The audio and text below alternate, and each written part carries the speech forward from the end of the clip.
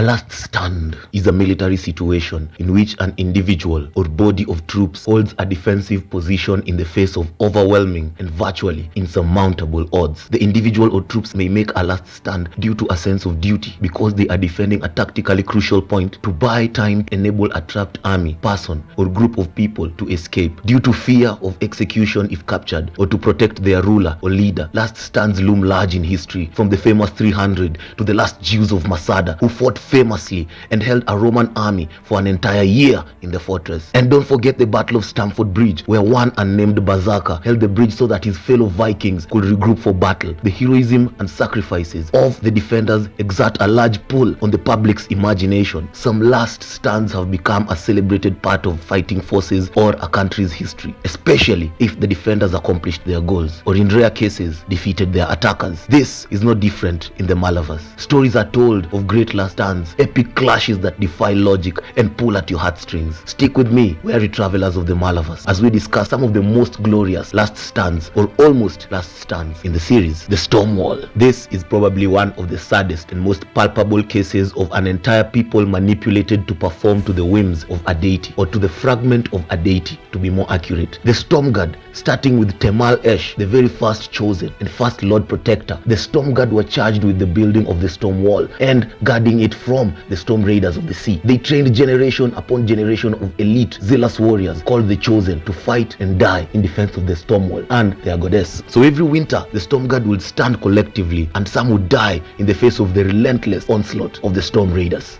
the Sim and the Napan Marines. This night is one that I consider one pivotal to Kellanved and Dancer securing their hold on power, and one that will lead to the formation of the nascent organization that will later be known as the Malazan Empire. When the newly installed king of Napan found out that a band of renegades from his kingdom were hiding out in Malaz Isle, he sent a contingent of elite Napan Marines to bring them home, and while they were advancing, they found a lone swordsman standing on a bridge with both hands on a two-handed sword ready to meet them head on. Despite being elite Marines, a company of them fell before they realized that it was them who were in the last stand, not the lone swordsman. Both soldiers of the company had to fall before the Napans withdrew. Kalor and Ereko, the last of a true founding race, the Tel Akai. They were to the Toblakai what the Aimas were to humans, prehistoric ancestors who had long since died out from the face of the earth, except for Ereko, who had been traveling with Traveler. They had both escaped slavery at the Storm Wall, and Traveler was escorting Ereko to the dolmens of Tien, where upon arrival, Ereko stood against Kalor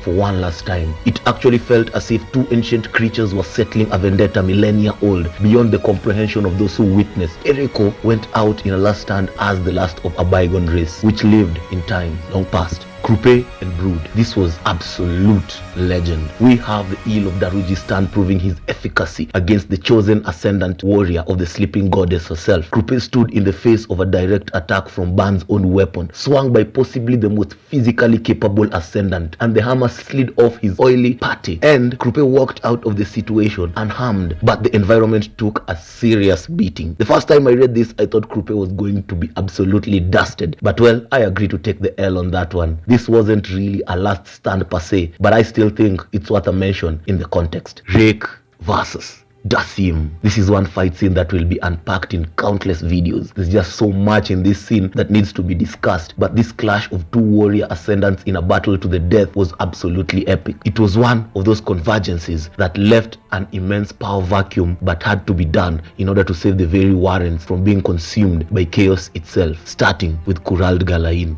Malazan Marines versus the Fokral Assail. At the hill where the Marines stood in defense of the crippled god's body was another crazy collective last stand scene from the Malazans. They were surrounded by Fokral Assail inquisitors and their armies of lesser Assail. Before Kamen Sword was freed, the Marines held and paid for it with their lives, and the standout for me was Korab. He stood to the very end with an insane gleam in his eyes when facing a glorious death. The 14th Army Regulars versus the Assail. While the Marines held at the hill, the regulars of the Bone Hunter Army held in an open field to ensure they bought the Marines time, as well as divide the focal point of the Assail's power. Many fell during this engagement, and in the end, the Allied forces managed to prevail by the skin of their teeth. Andaris versus the Tiste Edu. Andaris happened to be one of the most depressing individuals in the entire story, even more so than Tavor. Everything around him seemed to crumble when you looked at his story from a bigger picture. His interaction with Crocus on the way and at the Throne of Shadow was just a sign of how deep in the abyss of despair and grief he was. He seemed martially capable enough as can be expected of one of the three sons of darkness, and he wielded Rake's old blade in the form of grief. He stood in defense of the throne of shadow against reoccupation by the Edur in what could only be described as an apocalyptic last stand. I could not help but think of the unnamed berserker of Stamford Bridge in this scenario. The blade grief sang of blood and gore in his hands and delivered unimaginable slaughter on the assailing Edur. But in the end, the Edur retreated after the intervention of the Malazans, but they had delivered mortal wounds to Andaris. Kalam and Tiamba versus the Claws. When the 14th Army were outlawed and Tavor was making her way back from Mock's Hold to her flagship, Kalam staked his life to divert the Claws who were pursuing them to focus on him, and this almost cost him his life were it not for the intervention of Shadowthrone and his shady minions. Tiamba, on the other hand, had put her life on the line from the very first engagement after Mock's Hold and succumbed to her numerous wounds at the shores of Mala's Isle. All this was to ensure that Tavor would safely return to the 14th and disembark for the unwitnessed escapade that would ultimately save the world. Bodin versus Grylen. Another tale of misdirection and misinformation that led to a tragic end. Bodin stood in defense of Felicine against the diverse shapeshifter Grylen and went down in holy fire to allow Felicine and Hebori to escape a potentially life-threatening situation. He succeeded in his mission to protect Felicine and also managed to deal significant damage to Grylen in the process. What is the last stand that stood out to you in the series? Let me know in the comment section below. Smash a like on the video and subscribe for more Malazan content like this. I am Azala and I'll catch you on the next one.